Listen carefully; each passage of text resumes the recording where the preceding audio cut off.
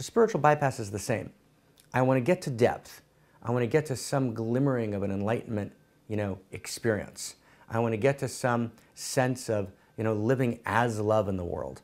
I want to get to some sense of what I call unique self-realization, where I experience the divine living in me, as me, and through me, but I'm actually not willing to commit myself to a kind of surrendered, consistent, committed practice.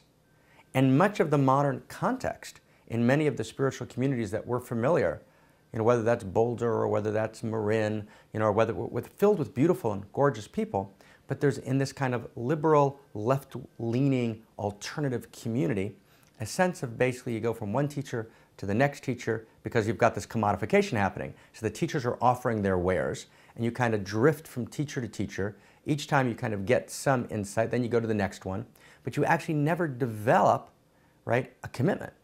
You never develop a kind of surrender. There's no place at which or before which you bow. So instead of actually, creating a new, postmodern integrated spirituality, right, we're actually creating a kind of dilettantish, commodified consumer spirituality, which kind of tends towards a hypersensitive narcissism, right, instead of towards a kind of surrendered self-transcendence.